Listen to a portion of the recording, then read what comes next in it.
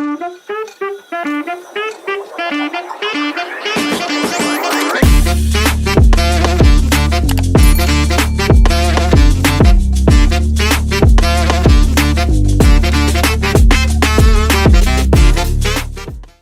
გთავაზობთ ბადრიჩნის სალატს, რომელიც ისეთი გემრიელია, სრული უფლება აქვს კონკურენცია გაუწიოს ნიქუსი ან ბადრიჯას.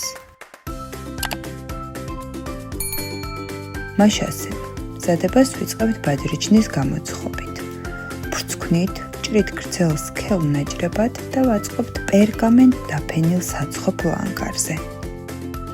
მსუბუქად ვუსვამთ ზეთს და ვაყრით მარილს.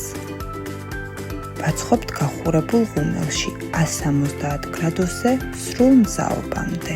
სანამ ბადრიჯანი ღუმელში ბრძანდება, მოვშუშოთ წვრილად დაჭრილი ხახვი. დავჭრათ მოგრძო ნაჭრებად წითელი და მწვანე ბულგარული. გავხსეხთ სტაფილო, ქინძი და რეჰანი.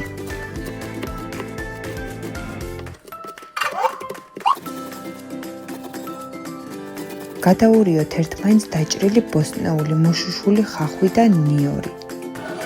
ამასობაში ბადრიჯანი გამზადდა. დავკეპოთ და დაველოდოთ გაგრილებას.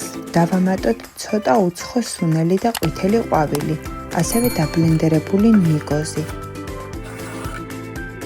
ნიგვზის ნაცვლად შესაძლებელია მაიონეზის გამოყენებაც. კარგად აურიოთ. მინდა გითხრათ, რომ პროდუქტების რაოდენობა სრულად დამოკიდებულია თქვენს გემოვნებასა და სურვილებზე. სანამ ჩვენი ბადრიჯანი მაცივარში ისვენებს გემოების გასაჯდომად, ამასობაში მოვამზადოთ ჭვიშტარი. ჭადის ფხილს ჩავყრით თასში, დავამატებთ გახეხილ ყველს, ერთ ცალ კვერცხს, ცოტა წყალს, კარგად მოვზელთ ცომს. ამჯერად მე მოვამზადებ აეროგრილში.